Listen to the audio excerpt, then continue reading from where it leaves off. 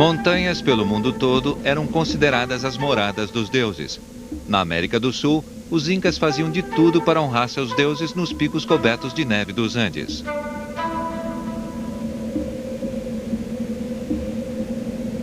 Em altitudes impressionantes de até 6.000 metros, os incas construíram imensos altares onde colocavam ofertas para seus deuses das montanhas. Eles lhes davam estatuetas de ouro e prata, os mais belos enfeites de penas e lindos tecidos. Mas o maior presente de todos era algo ainda mais precioso: a vida humana. I had the opportunity of actually holding in my arms a child who was found buried at 18,000 feet. He's called the Inca child of Cerro Plomo. And for me, it was a very moving experience. And it's indescribable, but when you see the face of this child, there is an ineffable peace. Everyone who has seen or touched this child has felt a kind of electric presence, and we know now that this child was worshipped as a saint, a kind of ambassador to the spirit world, and he became the son of the mountain god, who was worshipped on this snow-capped peak in central Chile 500 years ago. O sacrifício humano é uma ideia tão antiga quanto a própria humanidade. A história de civilizações antigas nos fala sobre seu poder e sua profundidade.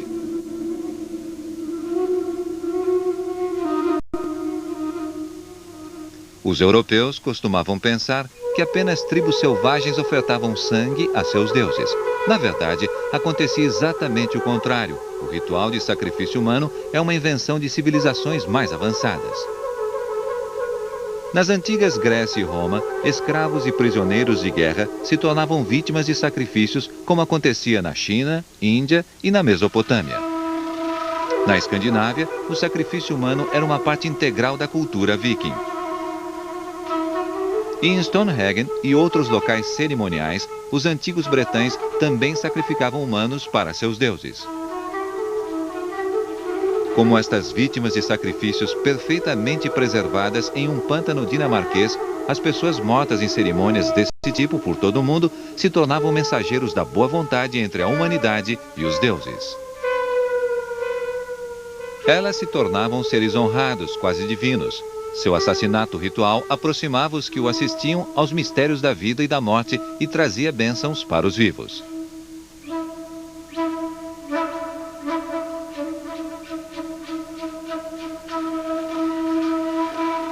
The Celts and the ancient Europeans performed sacrifice for the same reasons that we've seen all over the world.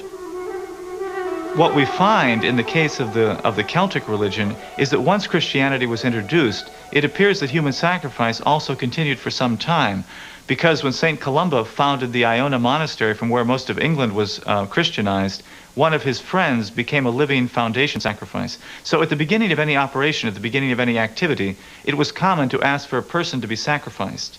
So if you were building a monastery, if you were constructing a road, if you were beginning a new cycle of planting, all these things were reasons for having human sacrifices. But it always seems to be present in some form or another in every civilization that's been studied. Os sacrifícios humanos mais famosos e mais detalhadamente relatados foram os das culturas do Antigo México. Compreendê-los é penetrar nos mistérios desse assustador ritual. Muito antes do nascimento do Império Azteca, imensas civilizações surgiram na América Central. Em Teotihuacan, local de nascimento dos deuses, no ano 500 depois de Cristo, sacerdotes governavam uma cidade de 200.000 habitantes e um vasto complexo de templos dedicados ao Sol e à Lua. Aqui, pirâmides foram construídas para reproduzir o formato das montanhas, os primordiais lares dos deuses. No México, nenhum deus era mais poderoso que Quetzalcóatl, a mais reverenciada das divindades. Ele tinha muitos rostos diferentes. Sua primeira forma mística era a de uma serpente emplumada, símbolo da morte e do renascimento. Diziam que ele ensinou aos homens o conhecimento e as artes da civilização. Mas, em troca, como todos os deuses, ele exigia que vidas humanas fossem sacrificadas. Segundo a lenda, os ancestrais haviam traído Quetzalcoatl. Ele havia deixado o México e desaparecido no mar, jurando voltar um dia para se vingar.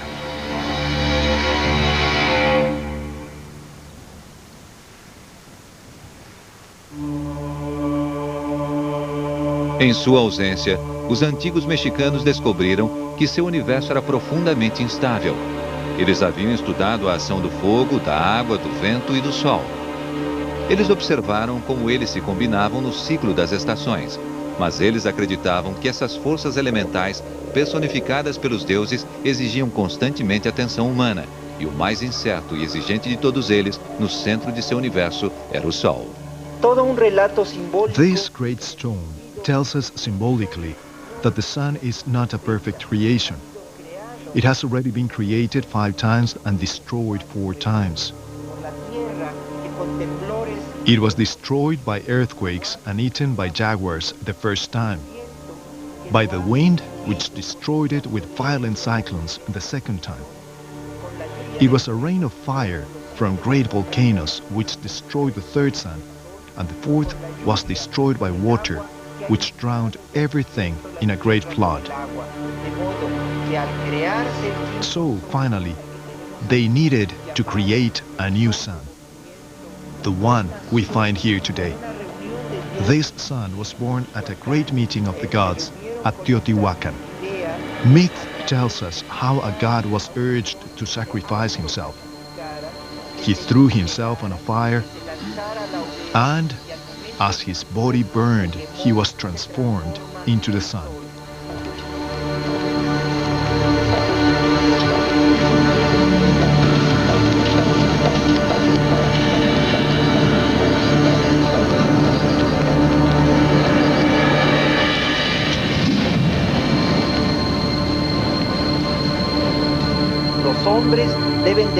So now, in repayment for this original self-sacrifice of a god, men must make offerings at the temples and make sure that every day the sun is fed with the consecrated hearts and blood of humans.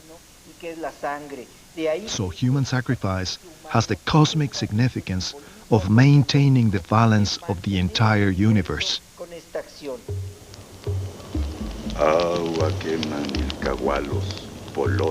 I, Mexica Texcatl, priest and scribe, have studied the origins of the world. After the birth of the fifth sun, our people were finally created. We came out of the ground. Our birthplace was at Atzlan, the Lake of the Herons. Once our nation was born, we all set out on a great journey southwards, away from our parched birthplace, in search of a place to found our nation. Well, the Aztecs, of course, have their own migration stories, how they wandered from Aztlan into the Valley of Mexico. And most of the other Aztec peoples in central Mexico had similar migration stories. And all of these stories reflect real events of the centuries around 1000 AD, when barbarians from north and western Mexico, hunter-gatherer peoples, found themselves pushed down to the south because of dryness in the north. The Aztecs were one of the last of these groups to come down.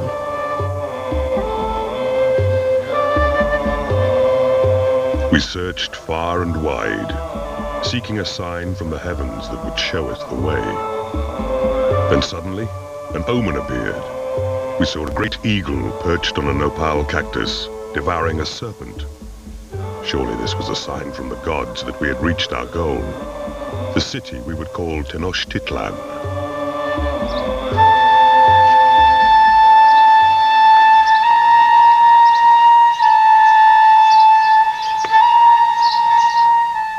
O sinal asteca havia aparecido ao lado de um lago no Vale Central do México, embaixo de um grande vulcão, Popocatépetl, aquele que solta fumaça.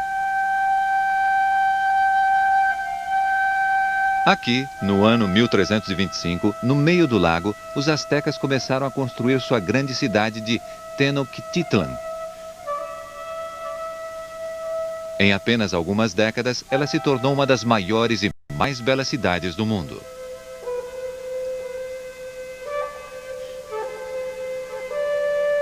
Centralizada à volta de um imenso complexo de templos, ela era o coração do Império Azteca que cobria todo o México Central. Enquanto sua vida religiosa e espiritual giravam em torno do sacrifício, sua vida econômica girava em torno da agricultura. A criatividade dos astecas foi que, em vez de levar a água às plantações, eles criaram plantações na água. A água do lago era rasa, então os astecas criaram um sistema de canais e empilharam os sedimentos dos canais em campos mais altos de ambos os lados.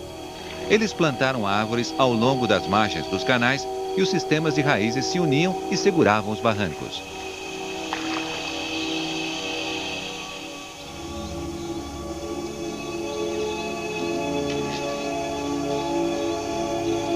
Nos jardins aquáticos, eles cultivavam plantas como aguacátil, abacates, tomatátil, tomates e chocolátil, chocolate, junto com muitas frutas para abastecer a cidade. Mas a base da agricultura da civilização asteca era o milho. O milho significava alimento e fertilidade. Era considerado como a carne dos deuses, assim como o pão para os cristãos. When the Aztecs describe Chicomecoatl, who is the corn goddess, they say Chicomecoatl is the corn. She is our flesh, our sustenance. We eat her. She is represented as a woman. The Aztec gods were the spiritual essences of everything that existed. So the corn, the water, the earth, the rocks, the flowers had their own supernatural essences, which then are articulated as deities. So the farmer literally eats the gods when he eats food. Você está assistindo Mistérios, os deuses famintos.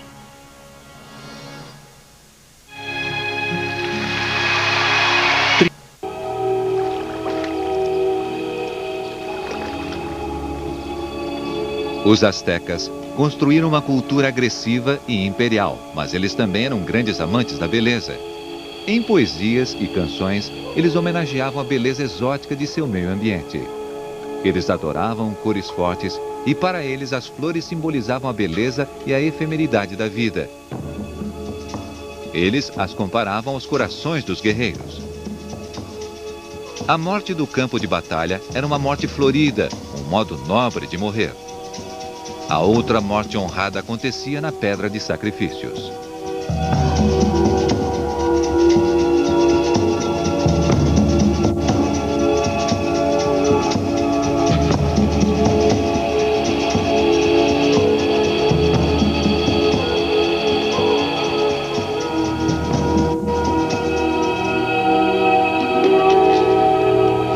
On feast days in the spring and summer, all the young people from all corners of our city came to the sacred temples to sing and dance in honor of the great god Xochipilli, master of the flowers and feathers, song and dance. Our hearts were filled with joy at their beauty and skill.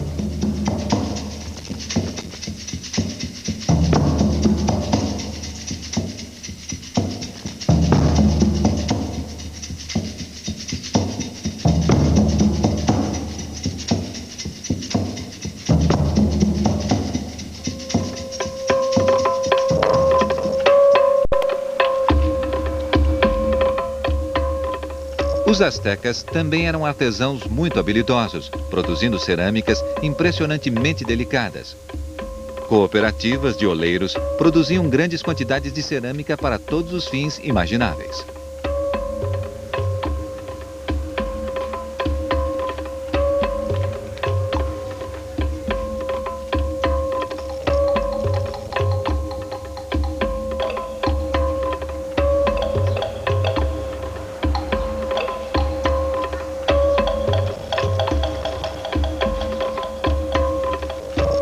Os potes eram usados para guardar tudo, desde alimentos e água até ofertas para os deuses e até os mortos.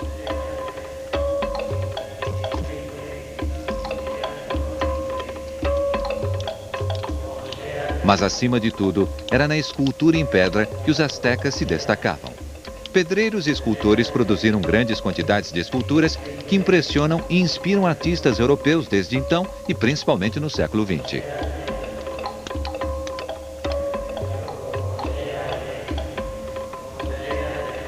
A grande solidez, aliada à naturalidade e à grande atenção aos detalhes, fizeram das esculturas astecas em pedra algo único entre as civilizações americanas.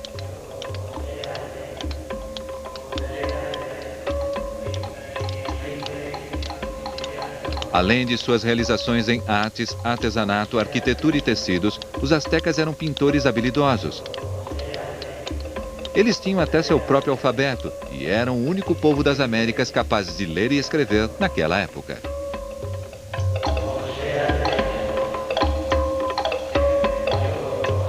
I have written all these things down and painted my visions for you, so that you should not forget our love of life, color, poetry, or our knowledge and respect of death, the worlds beyond life.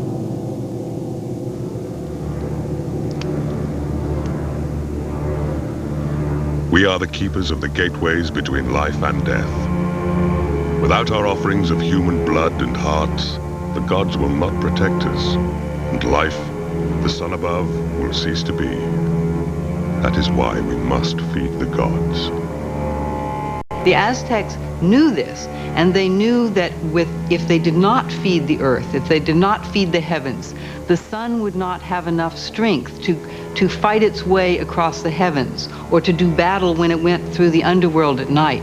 The earth would not have the strength to bring forth vegetation. The rivers would slow.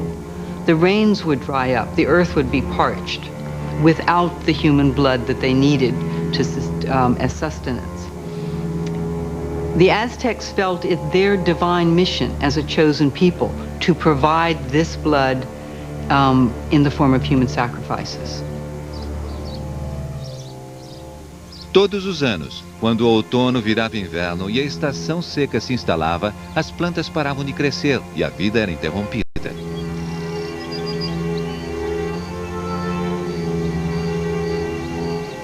Pensavam que o sol viajava para o sul para lutar nas guerras e que sua volta não era garantida. Os humanos tinham que persuadi-lo a voltar. Havia um preço a pagar. O preço era o sangue. Fire and water brought together create blood, the essence of life.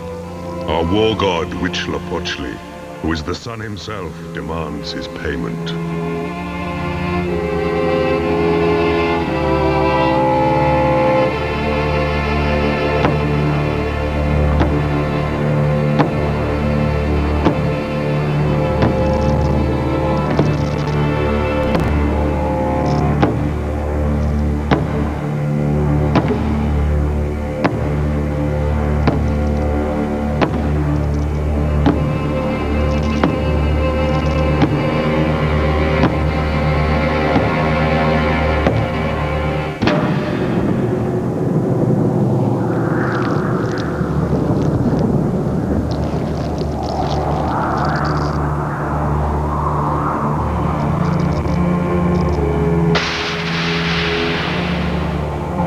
Offer this heart to you, Almighty God, and to the four corners of the universe. Accept our offering, carried up to you on the wings of our sacred smoke.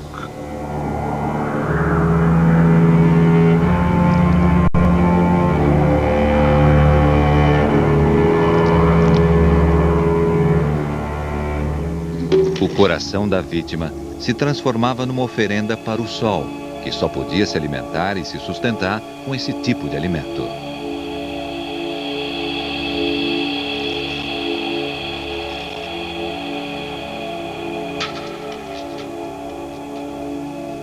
Segundo a lenda, o primeiro ato do sol, ao nascer, era matar sua irmã, a lua, e desmembrar seu corpo, cortando sua cabeça e seus membros.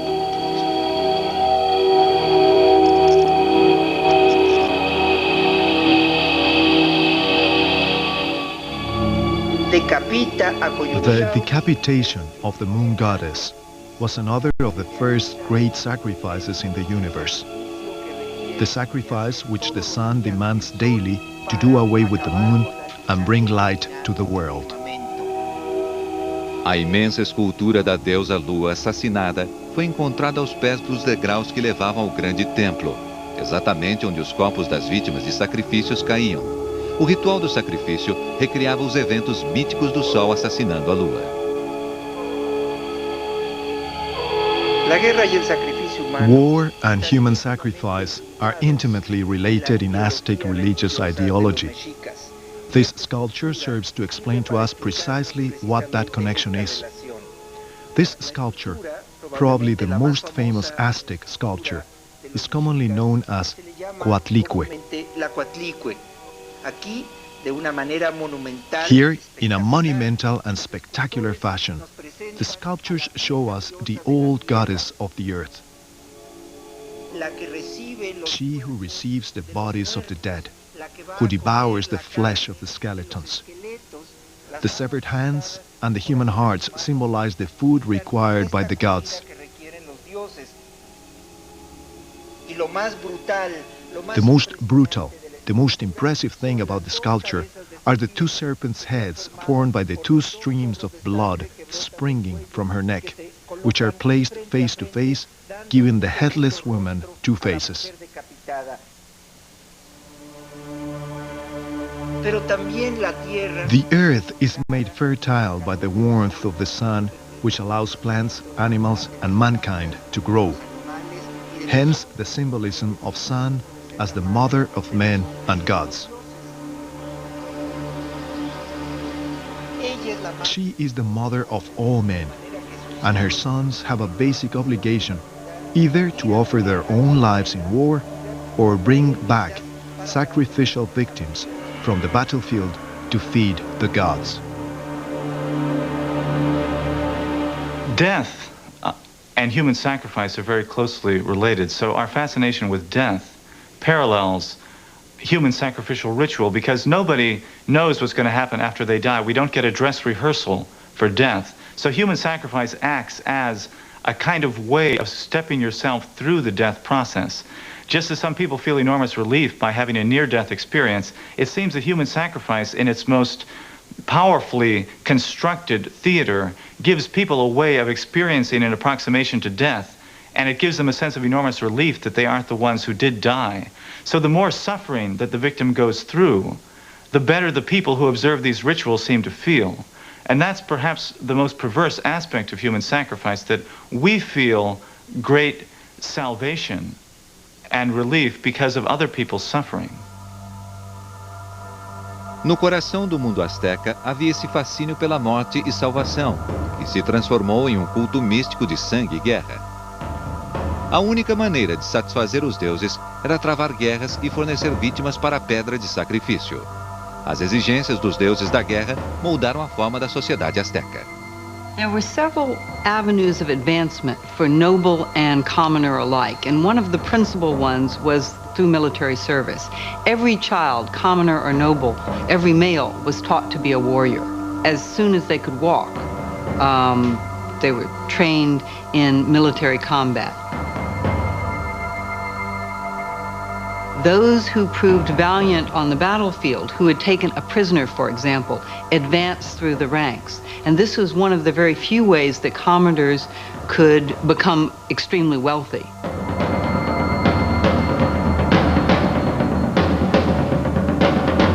Our warriors, flowers of our youth, were the ones we loved most.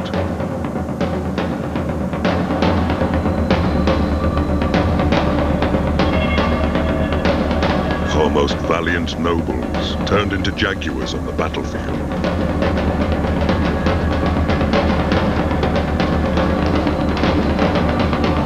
Our eagle warriors flew and destroyed, taking prisoners from our enemies so that we might feed them to the gods.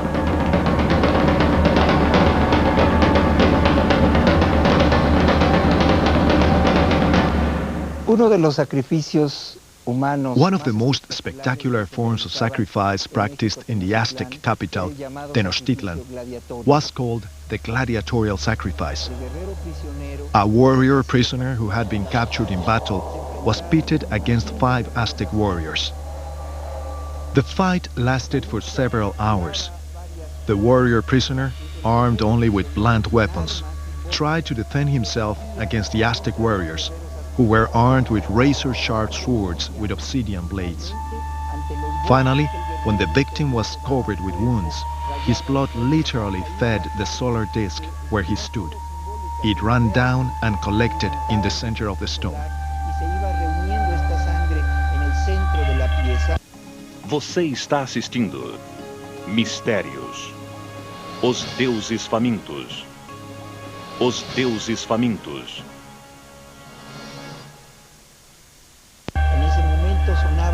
Then they summoned the priest from the great temple. He sent 4 attendants to carry the warrior up to the temple, and there they cut out his heart and threw the body down the steps.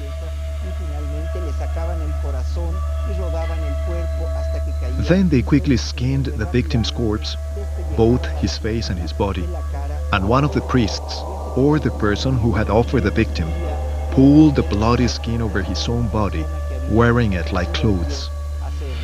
The symbolism is quite clear. In the winter, the dry season, the land is parched and dry, just like the victim's flayed skin. When 20 days later the priest pulls off this wrinkled old skin, his fresh new skin appears underneath. Symbolically, this means that by the action of the sun and the gods, the earth is warmed, it becomes young again, and once again bursts into flower. Os rituais de sacrifício astecas imitavam os processos de fertilidade que eles deviam garantir, mas eles também tinham um objetivo político. Aztec sacrificial practices were very highly politicized. It involved capturing enemy warriors and sacrificing them as a way of legitimizing, through the blood of victims, the power of the state. So the whole enormous scale of state theater is something unmatched in the ancient world, where you have thousands of victims being paraded in ceremonial attire, going up these enormous and beautiful white pyramids, and then their red blood flowing down specially designed channels. You can just imagine the psychological impact this had on subject peoples. No auge do Império, os astecas sacrificavam mais de 30.000 pessoas por ano.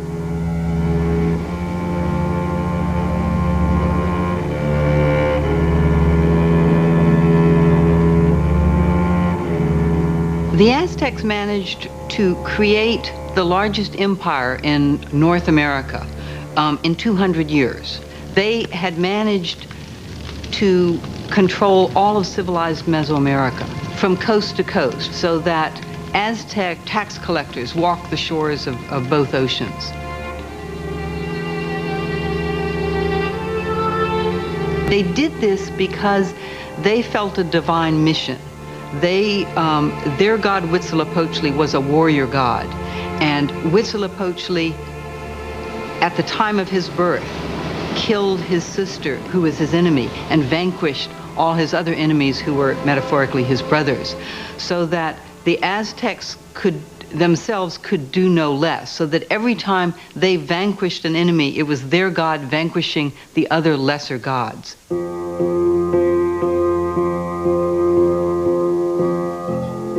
O preço da derrota era o pagamento de um tributo em escravos, alimentos e ouro, e em vidas humanas para serem ofertadas em sacrifício. No final do século XV, o imperador e homem-deus asteca, Montezuma, dominava toda a América Central. Mas o desastre estava a caminho, seu reinado seria curto. Many omens of evil appeared and struck fear into the hearts of the people. The great light, a comet, flashed across the sky over our sacred lake.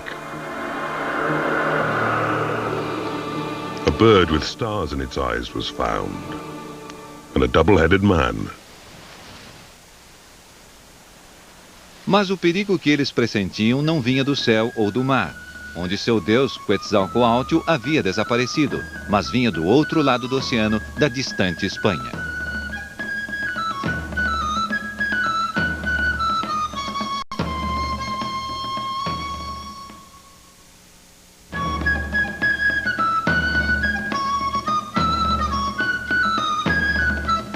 Na virada do século XVI, os espanhóis estavam liderando a invasão e conquista do Mundo Novo.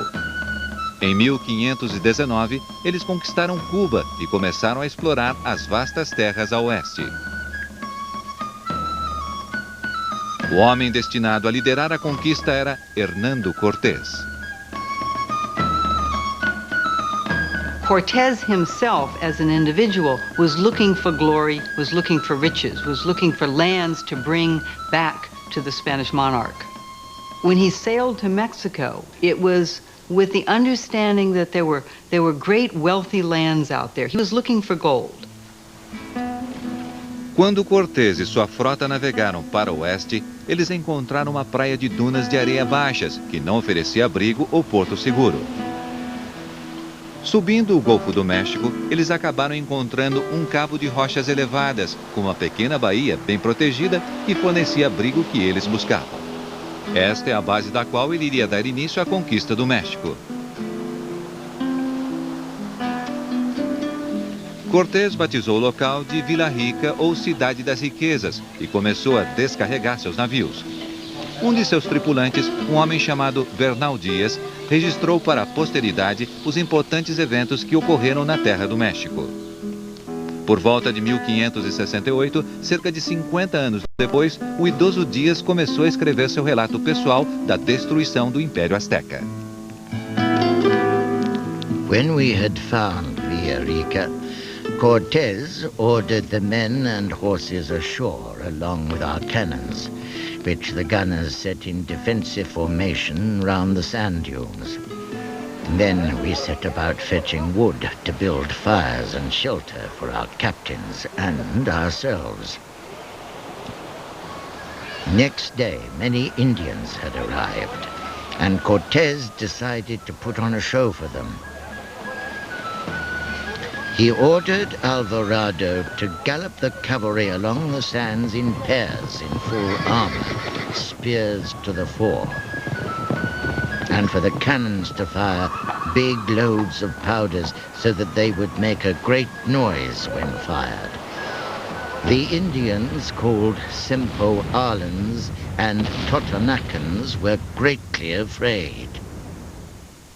The Sempoalans, the Totonacans, knew that Cortés and his men were strange people. They were people unlike themselves. For one, they rode on deer as tall as houses. They covered themselves in iron, something that none of the Mesoamericans had. But then the local ruler of Zempoala came to see him and started talking about the awful conditions as a subject, as a vassal of Moctezuma, how much the people in the provinces hated their Aztec overlords. The Zempoalan governor talked about the other people within the empire who equally despised Moctezuma. So Cortés was very pleased with all this news, because suddenly he realized that the Aztec Empire was not a monolithic force, but it was inherently unstable. That if he could work one part against the other, he could fragment this empire. And that's when he realized he could conquer it. The local Indians thought we might be their serpent god returned from the sea, and begged us to protect them from the Aztec Empire. A few days later, the ambassadors of the great Emperor Moctezuma arrived in our midst. They gave us many golden objects, beautifully and richly worked. Wondrous sight. Cortés received all this with a gracious smile and gave them glass beads in return. One of the Aztec ambassadors was fascinated by a rusty old helmet. He said that his master, Moctezuma, would like to see this helmet.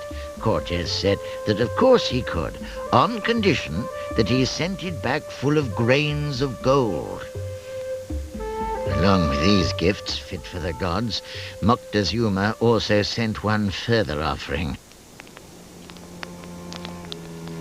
And there, in front of us, they sacrificed a boy. They cut open his chest and offered his blood and heart to us. We stood there, astonished, never having seen or heard such things before. And then these priests came to incense us with the same incense they had used on their abominable idols. but we would not allow it. We were all too upset by the sight of the boy and too indignant at their cruelty.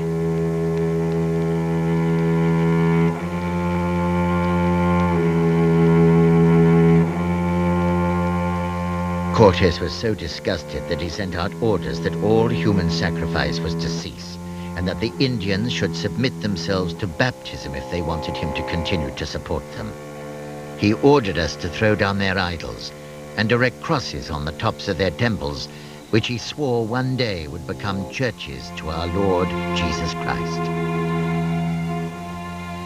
A partir desse momento, a conquista do México passou a se apresentar como uma cruzada para acabar com a idolatria e o sacrifício humano. Mas tanto espanhóis quanto astecas logo notaram semelhanças entre suas crenças religiosas.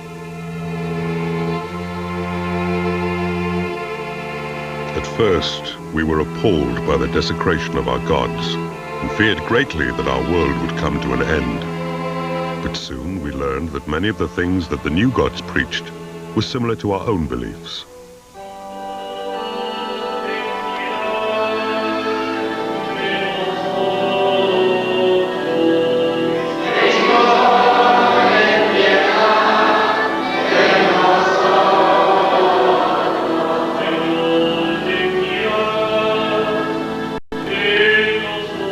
They too sing the praises of their gods and offer up prayers just as we did. Their priests and scribes also lead the people through their rituals in praise of their God.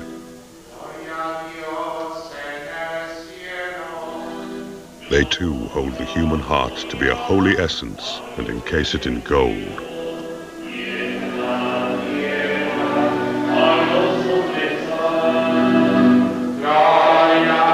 They too pay homage to the sun and the moon, lords of the firmament, just as our priests do.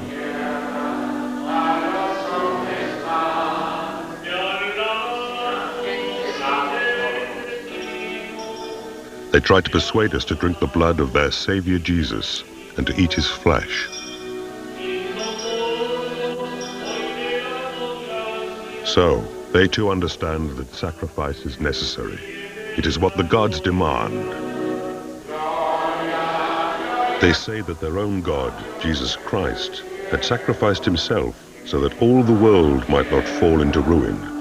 And he too died by cruel torture and cuts to his chest.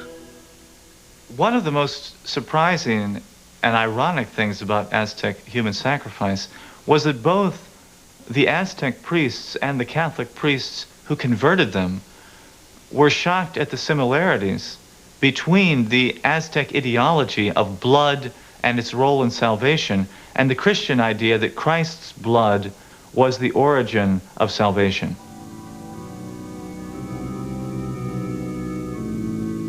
Because you saw in the image of the beating hearts of the Aztec victims a parallel with the Sacred Heart of Jesus. And this concept that the blood of the victim was a constant fertilizing of the natural and the political system was something that shocked both the Aztecs and the Christian priests. They also noticed that for example, that the Stations of the Cross paralleled in some ways the agonizing rituals that some victims were subjected to. So you had this similar kind of religious economy where the greater the suffering, the more vivid the reenactment of that suffering, the bigger the payoff was for society at large. Você está assistindo Mistérios. Os Deuses Famintos. Os Deuses Famintos.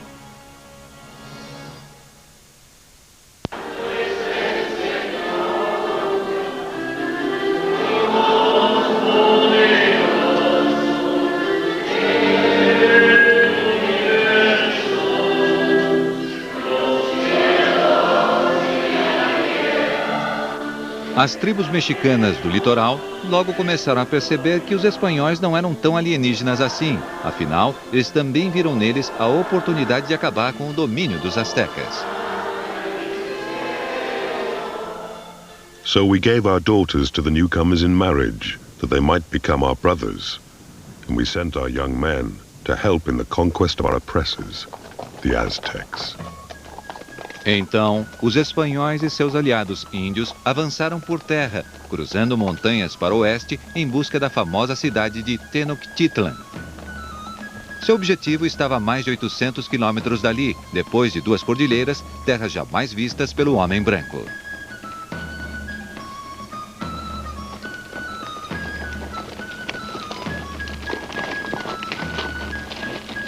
Muitas cidades mandaram homens com eles, exceto duas, Tlaxcala e Cholula, que resistiram muito.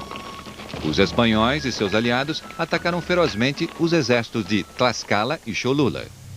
Our gods had always promised to protect us from invaders, so our leaders sent our warriors onto the battlefield in proper order, expecting to fight nobly and take prisoners. But the Spanish fell on them like wild beasts, killing all without mercy.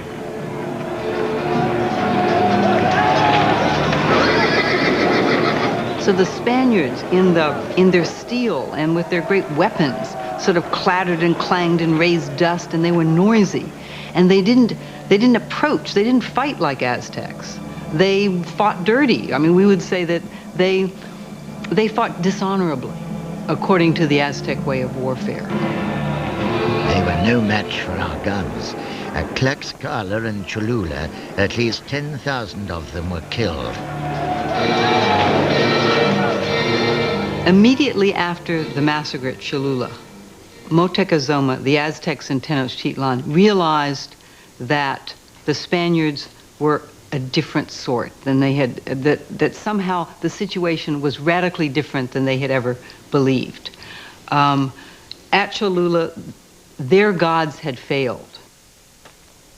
Realizing that there was no stopping us, Moctezuma came out to meet Cortez. He put garlands around our leader's neck and welcomed him like a god.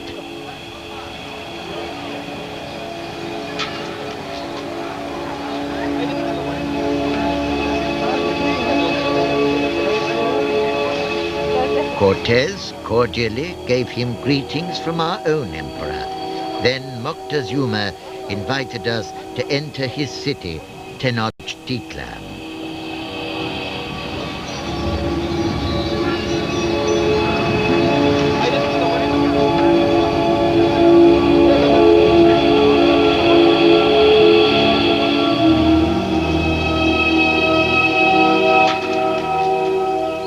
When we saw that great city and its villages, all built in the water, and other great towns on dry land, and that great and level causeway leading to the city, we were astonished. These great towns and pyramids and buildings rising from the water, all made of stone, seemed like an enchanted vision. But within the Valley of Mexico, which is the core zone, there were over 1 million people. Within Tenochtitlan alone, the island city, there were 150,000. Now this, when the Spaniards walked along the causeway and saw Tenochtitlan, this was the grandest city they had ever seen. Only Constantinople or Venice was of comparable size. At that time, London had only 50,000 people. Seville, the jumping off point for most of the Spaniards, had only about 30,000. So this was the grandest city that any of them had ever known. And they were amazed by it. Montezuma usou o palácio de seu pai para hospedar os espanhóis e mandou que seus cidadãos trouxessem a eles alimentos e ouro de presente. Os espanhóis se instalaram na cidade como convidados de Montezuma, mas estavam sempre alertas.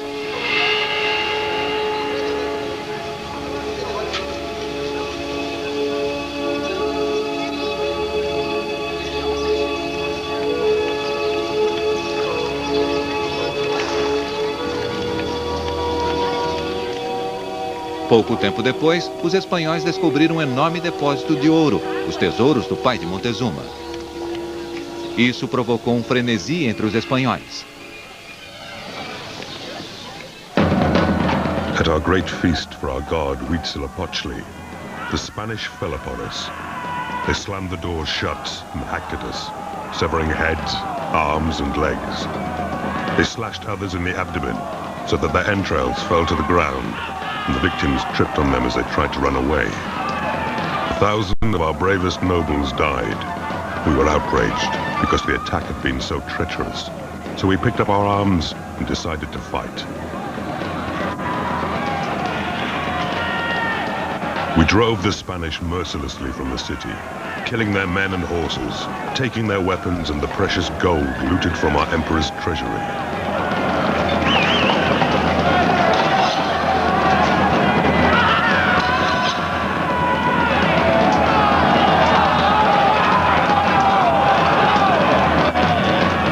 We had beaten the Spanish, but then they unleashed terror upon us, killing and mutilating all they came upon. Their great dogs tore at our flesh. It was as if our entire nation would be sacrificed to the greed of the Spanish. Then the Great Plague struck us down.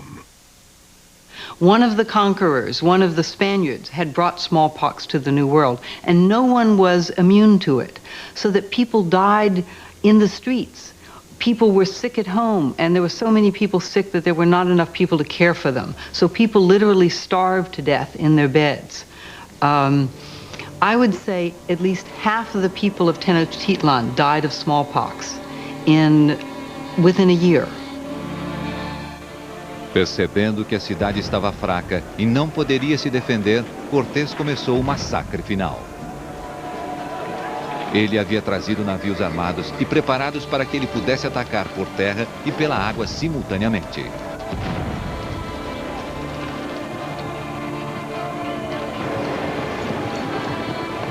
Os astecas resistiram ferozmente, mas as forças armadas espanholas, aos poucos, acabaram com a resistência deles.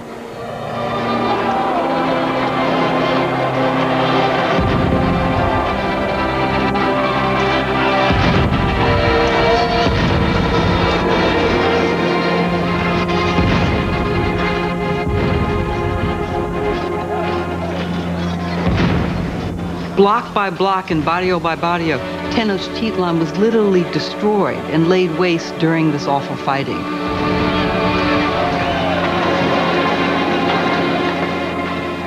Tenochtitlan was a disaster. So gone was this great island city, which was the wonder of the world. It was nothing. And so, finally, was the land of New Spain delivered into the arms of our glorious King Charles V, and its people surrendered to our Lord Jesus Christ.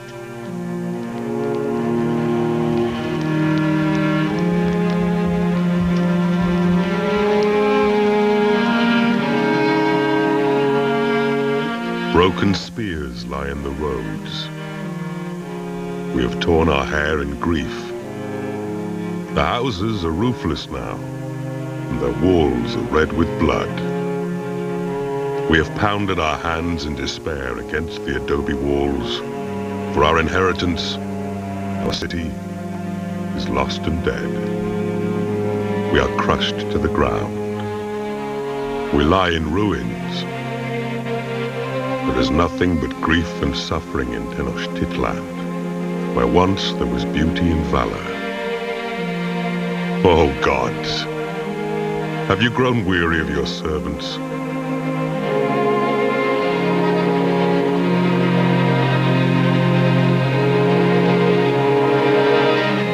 A maioria dos conquistadores se convenceu de que eles haviam vencido os pagãos bárbaros em nome do cristianismo e da civilização. Outros não tinham tanta certeza. O massacre que havia deixado o mundo asteca de joelhos foi tão sangrento quanto os sacrifícios humanos praticados pelos astecas. E ao contrário da morte na Pedra do Sacrifício, não houve honra no massacre de Tenochtitlan. Num espaço de 2 anos, toda uma civilização havia sido destruída e exterminada.